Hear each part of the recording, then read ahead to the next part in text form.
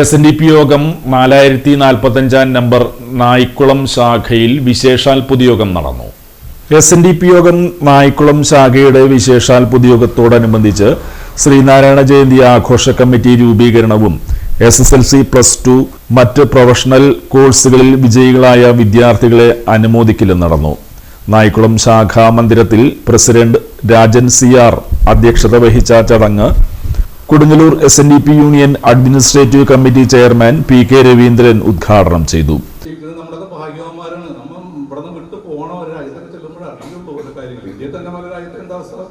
ഞാൻ രാജസ്ഥാനിലൊക്കെ ഇഷ്ടംപോലെ പോയിട്ടുണ്ട്, കല്യാണങ്ങൾക്ക് അതിലൊക്കെ പോയിട്ടില്ല. എന്താണ് അവിടെ ഓരോ ഗ്രാമങ്ങളിലൊക്കെ നടക്കുമ്പോഴത്തെ അവസ്ഥ എന്നറിയോ? തണുപ്പ് കാലത്ത് ഭയങ്കര തണുപ്പും പ്രശ്നങ്ങളുമാണ്. ചൂടുകാലത്താണെങ്കിൽ ഇതിനേക്കാളും ഭയങ്കര ചൂടുണ്ട്. നമ്മുടെ ഇവിടെ അല്ല, പിന്നെ വെള്ളത്തിനും ബുദ്ധിമുട്ട്, മൊത്തത്തിൽ എല്ലാത്തിനും ബുദ്ധിമുട്ടാണ്. അപ്പം നമ്മൾ അങ്ങനെ നോക്കുമ്പോൾ നല്ല നാടാണ്. ആ നാട്ടിൽ ജീവിച്ചവർ നമ്മളെല്ലാവരും മഹാഭാഗ്യവാന്മാരാണെന്ന് എനിക്ക് പറയുന്നു. പിന്നെ SNDP എന്നുള്ള സംഘടന ഒരു നാടിൻ്റെ ഐശ്വര്യമായിട്ട് കൊണ്ടു നടക്കണം. അത് ഈ ഗുരുദേവന്റെ 100ാമത്തെ ജന്മദിനം 172ാമത് ജന്മദിനം ആണ് ഈ ചതയം നാട്, ഈ ആഗസ്റ്റ് മാസം 28ാം തീയതി.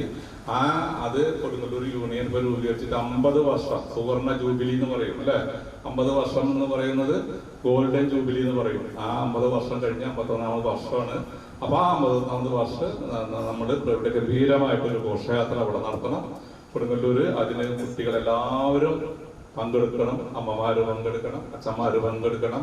നമ്മുടെ അഭിമാനമായിട്ട് വീര പതാകയും വേണ്ടി എല്ലാവരും നല്ല സെറ്റുമുണ്ടോ, നല്ല മേടിച്ചു തരട്ടെ, നല്ല സെറ്റുമുണ്ട് മേടിച്ചു തരട്ടെ, എല്ലാവരും മഞ്ഞക്കൊടി പിടിക്കണം. അങ്ങനെ എല്ലാവരും വീര പതാകയും വേണ്ടി കൊടുക്കുന്ന വർണ്ണ ശബളമായ നല്ല ഘോഷയാത്ര ഈ ശാഖാ സെക്രട്ടറി വിജയകുമാർ പുഞ്ചപ്പറമ്പിൽ സ്വാഗതം ആശംസിച്ചു.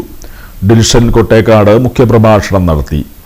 യൂണിയൻ കമ്മിറ്റി അംഗം ശ്രീജീവ് കുമാർ, കമ്മിറ്റി അംഗങ്ങളായ ധർമ്മൻ CK, ശിവദാസൻ മുല്ലശ്ശേരി, ജിജീഷ്, ബിന്ദു, പ്രിയ പ്രദീപ്, KD പ്രദീപ്, NK പ്രവീൺ എന്നിവർ പരിപാടികൾക്ക് നേതൃത്വം നൽകി. ശ്രീനാരായണ ജയന്തി ആഘോഷ കമ്മിറ്റി ചെയർമാനായി VR രമേശിനെ തെരഞ്ഞെടുത്തു. 51 അംഗ കമ്മിറ്റിയും രൂപീകരിച്ചു. യോഗത്തിൽ ശാഖാ വൈസ് പ്രസിഡന്റ് രൂപ സുലഭൻ നന്ദി പറഞ്ഞു.